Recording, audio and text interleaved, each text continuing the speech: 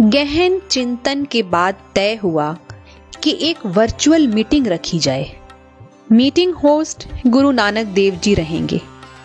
Meeting का agenda भी तैयार किया गया, जिसमें भारत में धर्म को केंद्र में रखकर निम्न बिंदु शामिल किए गए। पहला बिंदु था धर्म प्रवर्तकों को कमजोर अथवा निस्सहाय दिखाने की साजिश। दूसरा बिंदु धार्मिक उन्माद फैलाने वाले तत्व। तीसरा बिंदु पूर्व नियोजित दंगे और चौथा बिंदु था धर्म के मुख्य रास्ते से पथभ्रष्टता।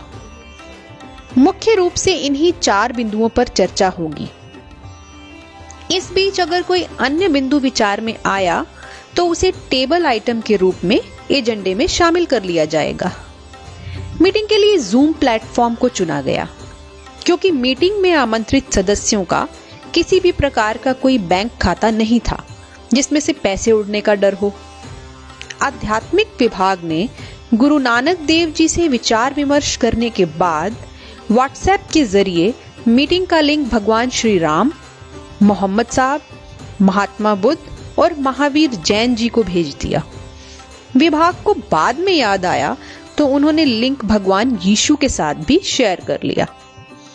तय समय पर सभी सदस्यों ने लिंक पर क्लिक कर वर्चुअल मीटिंग को ज्वाइन कर लिया। होस्ट की भूमिका निभा रहे गुरु नानक देव जी ने देखा कि आमंत्रण प्राप्त सभी सदस्यों ने मीटिंग ज्वाइन कर ली है, लेकिन अभी भी जूम वेटिंग रूम में कोई अन्य सदस्य इस मीटिंग को ज्वाइन करना चाह रहा है। उन्होंने देखा तो वेटिंग में कबीर साहब पाए।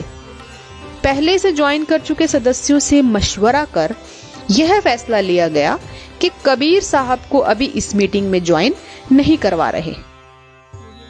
बाद में कबीर साहब ने नाम और नेटवर्क बदलकर भी कोशिश की, लेकिन वह मीटिंग ज्वाइन नहीं कर पाए।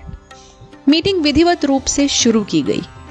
एक दूसरे का अभिवादन स्वीकार करने के बाद गुरु नानक देव जी ने अपनी स्क्रीन शेयर करते हुए मीटिंग की शुरुआत सबसे पहले एवं मुख्य बिंदु धर्म प्रवर्तकों को कमजोर अथवा निस्सहाय दिखाने की साजिश पर चर्चा से की। गुरु नानक देव जी ने कहा कि हमारे अनुयायी निरंतर हमें कमजोर कर रहे हैं।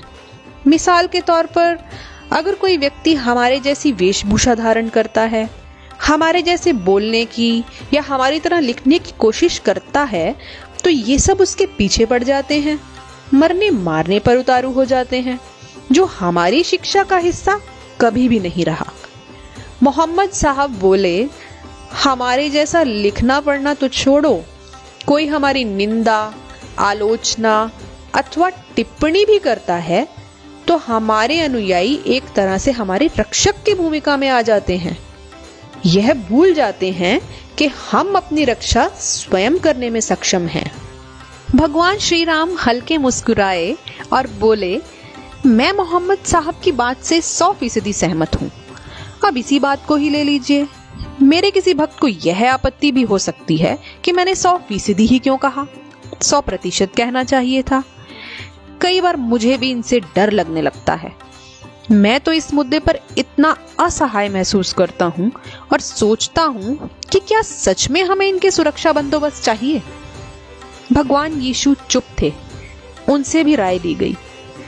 उन्होंने कहा कि मुझे यह बात समझ में नहीं आती कि मैंने ऐसी कौन सी नई अथवा अलग बात कह दी जो नानक साहब, मोहम्मद साहब, श्री राम जी, महात्मा बुद्ध और महावीर जैन साहब की शिक्षाओं में नहीं कही गई। फिर ये कैसी प्रतियोगिता है कि मेरे अनुयायी हर समय इसी प्रयास में लगे रहते हैं कि कैसे न कैसे अनुयायियों की संख्या बढ़ाई जाए, कोई प्रलोभन भी देना पड़े तो उन्हें ईसाई बनाया जाए। महात्मा बुद्ध और महावीर जैन अभी चुप ही रहे। हालांकि महात्मा बुद्ध बर्मा की कुछ घटनाओं को चर्चा में शामिल करना चाह रहे थे। चर्चा के इस बिंदु पर यह फैसला हुआ कि हम एक संयुक्त पत्र जारी करेंगे, जिस पर यह स्पष्ट संदेश होगा कि अगर आप हमारी शिक्षाओं की चिंता नहीं करते तो फिर हमारी चिंता करनी छोड़ दो। हम अपनी सुरक्षा खुद कर सकते हैं। अब मीटिंग के दूसरे बिंदु यानी धार्मिक उन्माद फैलाने वाले तत्वों पर चर्चा को गुरु नानक देव जी ने स्क्रीन पर हाईलाइट कर सबके सामने रखा। भगवान श्री राम ने कहा कि इनमें से एक भी मेरा भक्त नहीं। मोहम्मद साहब ने भी कहा कि ये मुझे मानने वाले नहीं हैं। गुरु नानक देव जी ने भी इन्हें पहचानने से इनकार कर दिया। भगवान यीशु ने बिना बोले दाएं और बाएं तरफ सिर घुमाकर अशाब्दिक ढंग से अपना जवाब दे दिया। महात्मा बुद्ध ने भी कहा कि ये बौद्ध धर्म को मानने वाले नहीं हैं। सभी सदस्य भगवान महावीर की प्रतिक्रिया जानना चाहते थे, जो कि अब तक चुप थे। उनसे पूछा गया कि आपको आवाज सुनाई दे रही है या नेटवर्क की वजह से कोई समस्या तो नहीं है। तभी वो बोले, मैं इन तत्वों की कारगुजारियों के बारे में सोचता सोचता कहीं गुम हो गया था। मेरे साथ इनका दूर दूर का भी कोई रिश्ता नहीं है। अब सब हैरान थे कि आखिर ये लोग हैं कौन। सभी सदस्यों ने अपनी दैवीय शक्ति से यह जानने का प्रयास किया तो पाया कि ये तमाम लोग तो वो हैं जिन्हें किसी भी धर्म से कोई सरोकार नहीं। ये सदियों से धर्म की आड़ में शैतान के लिए काम करते आ रहे हैं, जिसके चलते इनको पहचानना आम व्यक्ति के लिए थोड़ा मुश्किल हो जाता है। इस पर फैसला यह हुआ कि इनके पहचान चिन्ह अंकित कर एक सूची तैयार की जाएगी ताकि लोग इन्हें पहचान सकें। महात्मा बुद्ध ने कहा, माफ करना, थोड़ी आवाज कट रही थी। कृपया बताएं कि एक सूची में इतने सब लोग कैसे आ पाएंगे। गुरु नानक देव जी ने कहा कि हम सूची लोगों की तैयार नहीं करेंगे, बल्कि हम उनके चिन्हों और उनके द्वारा प्रयुक्त की जाने वाली शब्दावली की एक सूची तैयार करेंगे, जो शायद एक पेज पर ही पूरी आ जाएगी। ऐसे लोगों की पहचान और शब्दावली लगभग एक जैसी ही होती है, फिर वो चाहे किसी भी धर्म का लबादा ओढ़ लें। इस पर सभी सदस्यों ने सहमति जताई। अचानक आई किसी तकनीकी वजह से गुरु नानक देव जी का स्क्रीन शेयर नहीं हो पा रहा था, इसलिए पीपीटी श्री राम जी को मेल कर उन्हें स्क्रीन शेयर के माध्यम से अगले बिंदुओं को सदस्यों के सामने रखने का आग्रह किया गया। भगवान श्री राम ने तीसरा बिंदु सदस्यों के सामने रखा, जो था पूर्व नियोजित दंगे। इस पर भगवान महावीर जैन, जो अब तक कम बोले थे, उन्होंने कहा कि मेरे पास एक सुझाव है। सभी ने उनका स्वागत किया। महावीर जैन बोले कि अगर चुनावों पर गहन अध्ययन करें तो हम कहीं ना कहीं दंगों की तह तक जा सकते हैं। चुनाव एवं सत्ता की लड़ाई इन दंगों के साथ इस प्रकार गुथी हुई है कि इसके इलाज के लिए हमें चुनाव व्यवस्था में सुधार करने पड़ेंगे। मोहम्मद साहब बोले, सबसे पहला काम तो यह करना चाहिए कि चुनावों की संख्या कम कर दी जाए। मैं देखता हूं कि हमारे देश में पूरे साल कोई ना कोई चुनाव आता ही रहता है। अगर किसी तरीके से इन्हें किसी योजना के तहत सीमित कर दिया जाए तो हम मुस्तैदी से इन्हें निपटवा सकते हैं। यीशु बोले, इससे कोई स्थायी हल तो नहीं मिलेगा। फिर एक बार सब सोचने में व्यस्त हो गए।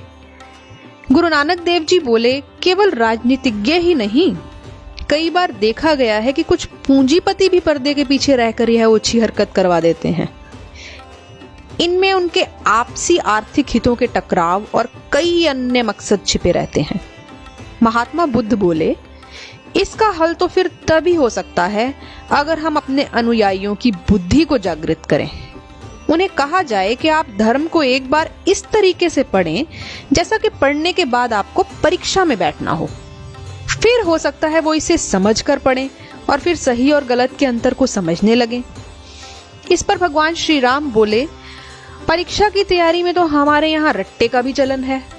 यह तभी संभव है जब वो ब्लूम टैक्सोनॉमी के अनुसार ज्ञानात्मक, भावात्मक तथा क्रियात्मक तीनों उद्देश्यों को ध्यान में रखकर धर्म का अध्ययन करें।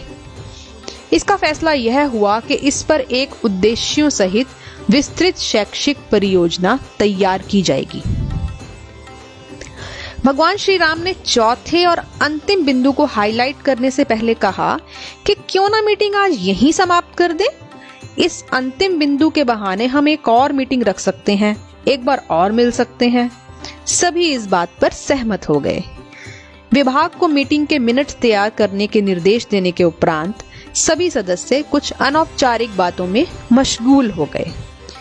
वो इस बात की भी चर्चा कर रहे थे कि आखिर कबीर साहब को मीटिंग का लिंक कहां से मिला।